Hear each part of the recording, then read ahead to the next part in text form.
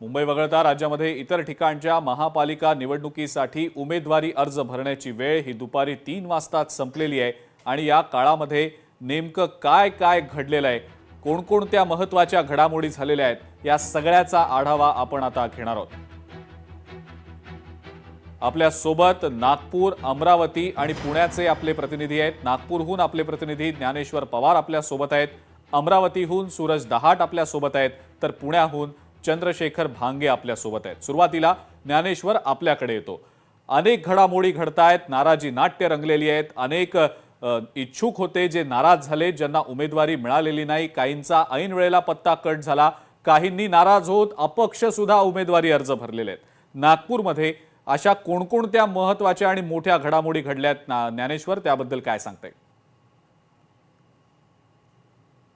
अगदीच नागपूर पालिकेचं आजचं दिवसभराचं जे आहे ते चित्र जर पाहायला गेलं तर भाजप असेल किंवा काँग्रेस असेल, बंडखोरी टाळण्यासाठी त्यांनी सुरुवातीपासूनच जी स्ट्रॅटर्जी ठेवली होती ती अखेरपर्यंत कायम ठेवली। युती आणि आघाडी होणार की नाही याबद्दलचा जो काही संभ्रम होता पदाधिकाऱ्यांचा तो कायम राहिला आणि अखेर आज भाजपने जे आहे ते जवळपास 143 ठिकाणी आपले उमेदवारांचे अर्ज दाखल केले आहेत, तर काँग्रेसने 151 ठिकाणी आपले उमेदवार नामांकन अर्ज दाखल केले आहेत। काँग्रेसने काल काँग्रेसचे आमदार आणि शहराध्यक्ष विकास ठाकरे यांनी पत्रकार परिषद घेत थेट 129, 12 आणि 10 असा फॉर्म्युला महाविकास आघाडीचा ठरलेला असल्याचं त्यांनी थेट माध्यमांसमोर येऊन बोललेलं होतं। मात्र त्यानंतर आज दुपारी जे आहे ते राष्ट्रवादी शरद पवार गटाचे शहराध्यक्ष दुनीशेर पेटे यांनी काँग्रेसवर थेट आरोप करत जे आहे ते आमचे आता कॉल उचलले जात नाही, त्यामुळे आमची फसवणूक जी आहे ते काँग्रेसकडून झाली आणि कुठेतरी भाजपचा फायदा करण्यासाठी यांनी जे आहे ते कुठेतरी आघाडी करण्याचं टाळल्याचं त्यांनी थेट जे आहे ते आरोप काँग्रेसवर केलेला आपल्याला पाहायला मिळाला।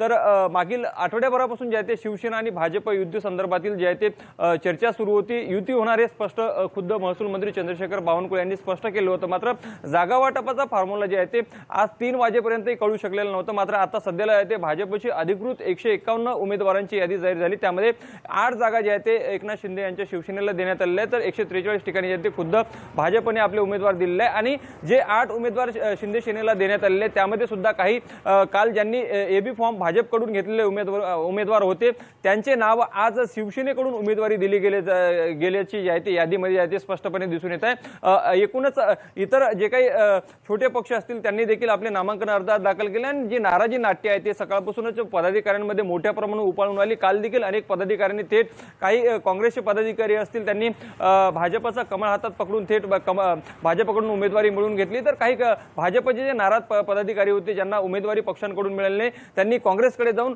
काँग्रेसकडनं उमेदवारी मिळत काँग्रेसचा देखील हात पकडल्याचे चित्र या ठिकाणी पाहायला मिळालं। तर पूर्व नागपूरचे आमदार कृष्णा खोपडे असतील यांचे पुत्र त्यांना रोहित खोपडे यांना पक्षाकडून उमेदवारी दिली गेली नाही, कारण की पक्षाने आपली भूमिका अगोदर स्पष्ट केली होती की एका कुटुंबातून दोघांना उमेदवारी दिली जाणार नाही।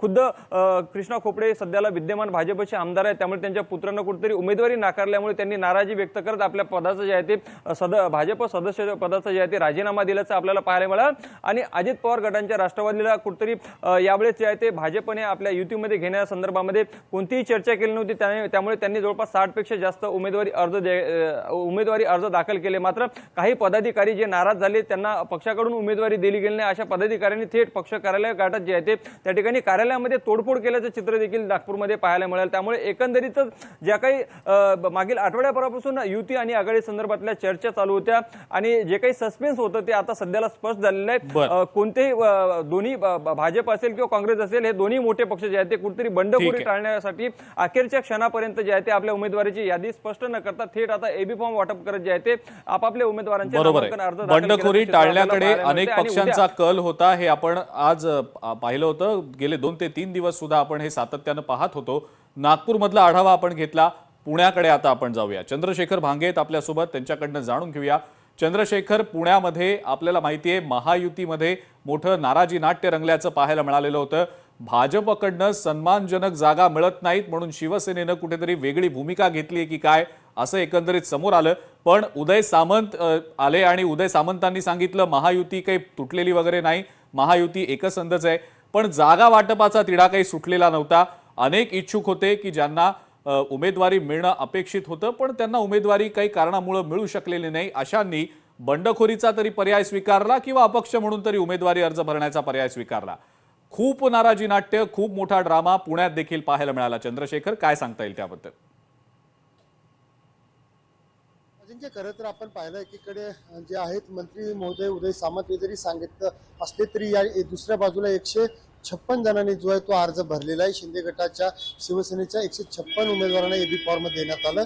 यामध्ये जर आपण पाहिलं तर भाजपा खरं तर शिवसेना शिंदे गटाला किती जागा देणार याचा आकडा अद्यापर्यंत सांगत नव्हती. त्यामुळे कुठेतरी गेल्या 5-6 दिवसापासून हा सगळा नाराज नाट्य आपल्याला पाहायला मिळाला. बरोबर. इकडे रवींद्र दंगेकर, नाना भानगिरे आणि विजयबापू शिवतारे हे सुद्धा प्रयत्न करत होते युती टिकावी, परंतु आज उदय सामंत यांची पत्रकार परिषद झाली. त्या पत्रकार परिषदेमध्ये सुद्धा उदय सामंत यांना पत्रकारांना व्यवस्थित माहिती देता आली नाही. कारण या ठिकाणी जे आहेत ते 156 उमेदवार जे आहेत ते शिवसेना शिंदे गटाच्या उमेदवारांनी अर्ज दाखल केलेले आहेत. आणि दुसरीकडे जर आपण पाहिलं तर भाजपाने तब्बल 30 जे विद्यमान नगरसेवक आहेत त्यांचा पत्ता कट केलेला आहे. आणि भाजपचा आजचा सगळ्यात मोठा जर आपला विषय पाहिला तर अमोल बालवडकर नावाचे जे नगरसेवक होते त्यांना त्या ठिकाणी उमेदवारी जी आहे ती नाकारण्यात आली. आणि थेट आयत्या शेवटच्या 1 तास अगोदर जे आहे ते अमोल बालवडकर यांनी राष्ट्रवादी काँग्रेस पक्ष अजित पवार गटामध्ये प्रवेश केला आणि त्यांना बाणेर बालेवाडी या ठिकाणी जे आहे ते अजित पवारांनी उमेदवारी जाहीर केलेली आहे. दुसरीकडे जर आपण पाहिलं तर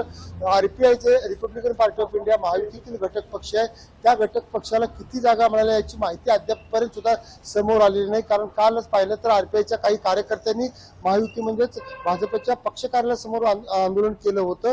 दुसऱ्या बाजूला जर आपण पाहिलं तर तुतारी जे शरद पवार गट जे आहेत राष्ट्रवादी काँग्रेस पक्षाचं त्या गटाला एकूण 25 जागा मिळाल्याची माहिती समोर येत आहे. आणि अजित पवार यांच्या गटाला 125 जागा ज्या आहेत अशा मिळाल्या आहेत. आणि इतर जे महाविकास आघाडी अजित पवार आणि शरद पवार यांच्यातील जो मित्रपक्ष आहे सचिन थोरात गट यांना सुद्धा काही जागा मिळाल्याची माहिती समोर येत आहे. एकंदरीत प्रचंड नाराजी जे नाट्य आहे ते महायुतीमध्ये आणि अजित पवार आणि शरद पवार यांच्यामध्ये जी युती झालेली त्या दोन्ही पक्षामध्ये पाहायला मिळालं. एकंदरीत आजच्या दिवसामध्ये अद्यापपर्यंत सुद्धा शिवसेना शिंदे गटाच्या जे उमेदवार आहेत त्यांना जरी उमेदवारी पक्ष अर्ज दाखल करायला सांगितलं असलं तरी शेवटच्या क्षणी आम्ही निर्णय घेऊ, त्याबद्दलचा विचार करू असं मंत्री उदय सामंत यांनी सांगितलेलं आहे. अजिंक्य, पण पुण्याचा देखील आढावा घेतला. आपण आता अमरावतीमध्ये जाऊया. अमरावतीमध्ये नेमकं काय घडलं आपण ते देखील जाणून घेऊया. सूरज दहाट आपल्या सोबत आहेत. आणि शिवाय छत्रपती संभाजीनगरमध्ये आज इतकं मोठं नाराजी नाट्य आपण पाहिलं, भाजपमध्ये सुद्धा शिवसेनेमध्ये सुद्धा. त्याच अनुषंगानं आपले प्रतिनिधी सचिन बडे देखील आपल्यासोबत जोडले गेलेले आहेत. त्यांच्याकडनं सुद्धा आपण अपडेट जाणून घेऊया. सुरुवातीला सूरज आपल्याकडे येतो. अमरावतीमध्ये शिवसेना स्वबळावर लढणार आहे असं समजलेलं होतं. महायुतीमध्ये जागा वाटपाचा तिढा होता. साहजिकच आहे, अनेक जण इच्छुक होते. महाविकास आघाडीमध्ये तर सगळं आलबेल होतं असं चित्र होतं. पण तिथं सुद्धा काही जण असंतुष्टच होते उमेदवारी मिळाली नाही म्हणून. काय चित्र स्पष्ट झालेलं आहे आता, कारण उमेदवारी अर्ज भरण्याची वेळ संपलेली आहे. सूरज, नक्कीच अजिंक्य, अमरावती महानगरपालिकेमध्ये संपूर्ण चित्र स्पष्ट झालेलं आहे. एकूणच जर पाहिलं तर 87 जागेसाठी अमरावती महानगरपालिकेची ही निवडणूक होत आहे. सुरुवातीला जर पाहिलं तर महायुतीमध्ये भारतीय जनता पार्टी, रवी राणांची युवा समान पक्ष आणि शिवसेना शिंदेगड हा 3 पक्ष एकत्र मिळून निवडणूक लढत असं एकंदरीत पूर्णपणे ठरलेलं होतं. मात्र ऐन वेळेवर पाहतं मध्यरात्री 2 वाजताच्या सुमारास जर पाहतं शिवसेना शिंदेगडाची भारतीय जनता पार्टीसोबत युती तुटलेली होती. त्यांनी शिवसेना शिंदेगडांनी जर पाहिलं तर या ठिकाणी 25 जागेची मागणी केली होती. मात्र त्यांना 14 जागा देण्यात आलेल्या होत्या. त्याचमुळे जर पाहिलं तर कार्यकर्ते नाराज होऊ नये, कार्यकर्ते नाराज जर झाले तर कुठेतरी याचा फटका आम्हाला बसू शकतो. त्याचमुळे जर पाहिलं तर शिवसेना शिंदे गटाने नाराज होत जे आहे महायुतीमधून बाहेर पडलेले आणि त्यांनी आता सोबळावरचा नारा दिलेला आहे आणि सोबळावर संपूर्ण निवडणूक त्या ठिकाणी लढवलेली. मात्र त्या दरम्यान जर पाहिलं तर अमरावतीच्या ग्रँड मैफिल हॉटेलमध्ये जर पाहिलं तर शिवसेनेचे नेते मंत्री संजय राठोड आणि माजी आमदार अभिजित अडथुडिये हे एबी फॉर्म वाटत असताना या ठिकाणी मोठा राडा झालेला होता. त्या ठिकाणी मोठ्या कार्यकर्त्यांमध्ये आपसात कार्यकर्ते भिडलेले होते. हाणामारी सुद्धा या कार्यक्रमामध्ये किरकोळ स्वरूपाची या ठिकाणी झालेली होती.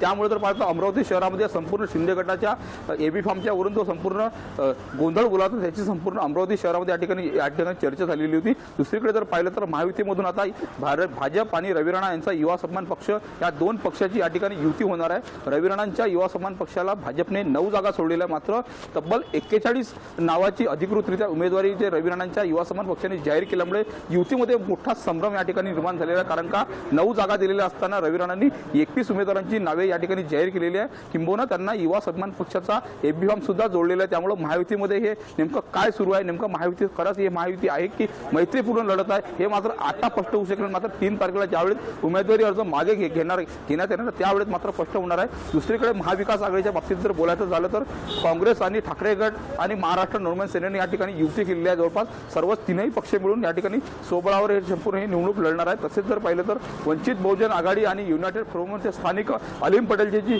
संघटना आहे ते एकत्र निवडणूक लढणार आहे। त्यामुळे जर पाहिलं तर शिवसेना शिंदे गट या ठिकाणी वेगळं लढत असल्यामुळे हिंदुत्ववादी मतांचं विभाजन नक्कीच या ठिकाणी होणार आहे। दुसरीकडे जर पाहिलं तर अमरावतीमध्ये 12 प्रभागामध्ये एमआयएमचं मोठं या ठिकाणी वर्चस्व आहे। कारण का मागल्या वेळी जर आपण जर पाहिलं तर 10 ठिकाणी एमआयएमचे उमेदवार विजय झालेले होते। त्यामुळे जर पाहिलं तर एमआयएम ठिकाणी अमरावतीमध्ये मोठा फॅक्टर या ठिकाणी ठरणार आहे। कारण का त्या प्रभागामध्ये फक्त एमआयएम आणि स्थानिक काँग्रेस आणि राष्ट्रवादीचंच या ठिकाणी नेहमी बोलबाला असतो। मात्र ऐन वेळेवर मागच्या वेळेस 10 सलग संपूर्ण 10च्या 10 जे एमआयएमचे उमेदवार या ठिकाणी विजय झालेले होते।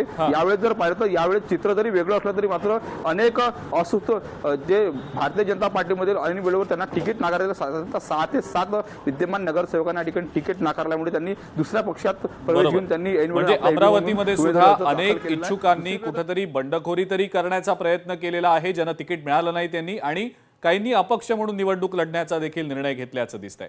मग या अशा परिस्थितीमध्ये कुठेतरी पक्षांना सुद्धा खूप काळजी घ्यावी लागली की काय असं पाहायला मिळालं, आणि म्हणूनच की काय अनेक पक्षांनी उमेदवार याद्या जाहीर केल्या नाहीत किंवा जर केल्या तर त्या अगदी ऐन वेळेपर्यंत केल्या, जेणेकरून बंडखोरी जास्तीत जास्त रोखता येऊ शकेल। आपण छत्रपती संभाजीनगरमधली ही दृश्य आता आपल्या स्क्रीनवर पाहतो आहोत, कारण छत्रपती संभाजीनगरमध्ये आज खूप मोठा ड्रामा, खूप मोठा राडा पाहायला मिळाला। भाजपमध्ये खास करून इच्छुक जे होते ते खूप होते आणि अनेक इच्छुकांना उमेदवारी देता आली नाही पक्षाला, आणि त्यामुळं नाराज इच्छुकांची संख्या खूप जास्त होती। आणि म्हणूनच की काय अनेक नाराज इच्छुक पक्ष कार्यालयामध्ये पोहोचले, आपली नाराजी व्यक्त करण्यासाठी मंत्री अतुल सावे यांच्या समोर जाऊन त्यांच्याकडे जाब विचारण्याच्या अनुषंगाने सुद्धा काही इच्छुक उमेदवार गेल्याचं पाहायला मिळालेलं होतं। एक अशा महिला होत्या, त्यांनी तर चक्क आत्मदहनाचा देखील प्रयत्न केल्याचं दिसलं। कुठेतरी हा प्रकार सगळा चिघळला की काय असं वाटत असतानाच पोलीस तिथं उपस्थित होते, पोलिसांनी मध्यस्थी केली आणि वेळीच अनुचित प्रकार होण्यापासून वाचवलं।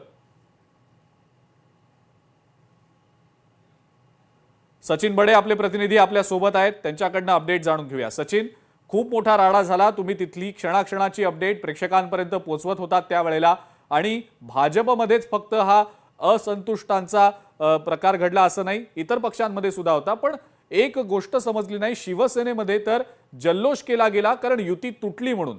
युती व्हावी अशी खरंच इच्छा नव्हती का लोकांची शिवसेनेच्या? आणि दुसरीकडे महायुती म्हणून आता शिवसेना आणि भाजप तर एकत्र लढत नाहीये, तर मग मैत्रीपूर्ण लढत होणार आहे का? सगळ्याविषयी सचिन काय नेमकं सांगताय? संभाजीनगरमध्ये कालपासून युती होणार की नाही या संदर्भात भाजप आणि शिवसेनेच्या 10 पेक्षा जास्त बैठका झाल्या, मात्र त्यांची अखेर युती तुटलेली आहे। त्यांचं असं मत होतं की कुठेतरी आम्हाला न्याय मिळेल आणि त्यासोबतच युती होईल, मात्र युती करायलाच नको, कारण जर युती केली असेल तर 50 जागा मिळणार होत्या, मात्र युती झाली नाही, त्यामुळे 100 पेक्षा जास्त जागा आम्हाला मिळत आहे, त्यामुळे कुठेतरी आम्हाला न्याय मिळतोय ही भूमिका, ही भावना घेत शिवसेनेने जल्लोष केलेला आहे। मात्र भाजपच्या कार्यालयामध्ये नाराजांची फौजच उभा होती। नाराज कार्यकर्ते, पदाधिकारी, नेते, आम्ही एवढ्या वर्षांपासून काम केलं मात्र आम्हाला कुठल्याही प्रकारचा न्याय मिळत नाही अशी भावना व्यक्त केलेली आहे। तर दुसरीकडे छत्रपती संभाजीनगरमध्ये वंचित बहुजन आघाडी असेल, एमआयएम पक्ष असेल, यांनी सुद्धा कुठल्याही प्रकारची कसर सोडलेली नाहीये, त्यांचा तर जल्लोष सुरू आहे। या ठिकाणी एमआयएम पक्षाचे प्रदेशाध्यक्ष इम्तियाज जलील यांच्या घरासमोर जल्लोष केला जात आहे। या ठिकाणी जर आपण पाहत असाल, ज्यांना उमेदवारी मिळालेली आहे, ज्यांनी उमेदवारी या ठिकाणी अर्ज भरलेला आहे, तर त्यांचा हा जल्लोष जो आहे तो या ठिकाणी पाहायला मिळतोय। मोठी संख्या जी आहे ती इम्तियाज जलील यांचा फॅन बेस म्हणा किंवा त्यांचे प्रेक्षक कार्यकर्ते जे आहेत त्या ठिकाणी आलेले आहेत। त्यांच्या बंगल्यासमोर जे मन्नत बंगला त्यांचा आहे, त्या मन्नत बंगल्यासमोर त्या ठिकाणी हिरवा गुलाल फुलांची उधळण करून जे आहे ते जल्लोष व्यक्त केला जातोय। तर दुसरीकडे आपण सकाळी पाहिलं तर उमेदवारी दिलेली नाहीये, त्यामुळं उमेदवारी न दिल्या कारणानं एका महिलेनं आत्मदहनाचा देखील प्रयत्न केला। तर आरपीआय आठवले गटानं या ठिकाणी भाजपच्या कार्यालयामध्ये घुसून भाजपचं बॅनर फाडलं आणि त्यासोबतच या ठिकाणी काही कार्यकर्ते अशा होते की त्यांनी अक्षरशः टाहो फोडला, कारण एवढ्या वर्षांपासून आम्ही काम केलं, आम्ही आंदोलनं केली, आमच्यावर गुन्हे दाखल झाले, मात्र आम्हाला उमेदवारी मिळाली नाही, हीच भूमिका, हीच भावना घेत भाजपवर थेट सवाल उपस्थित केले। तर काही जणांनी थेट मंत्र्याची आणि खासदाराची गाडी अडवण्याचा प्रयत्न केला। म्हणजे छत्रपती संभाजीनगरमध्ये उमेदवारीवरून हाय व्होल्टेज ड्रामा हा पाहायला मिळाला आहे अजिंक्यजी। बरोबर आहे, आणि फक्त याच भागांमध्ये नाही तर राज्यातल्या इतरही भागांमध्ये असाच हाय व्होल्टेज ड्रामा आज दिवसभर पाहायला मिळाला। याच संदर्भातली अपडेट सातत्यानं तुमच्या सगळ्यांकडनं आपण घेत राहणारच आहोत। मात्र ज्ञानेश्वर, सूरज, चंद्रशेखर आणि सचिन आभार आपले. आपण आपापल्या भागातील या सगळ्या नाराजी नाट्याविषयीची अपडेट प्रेक्षकांपर्यंत पोहोचवलीत त्याबद्दल. लोकशाही मराठी ऐका, पहा, जागरूक रहा.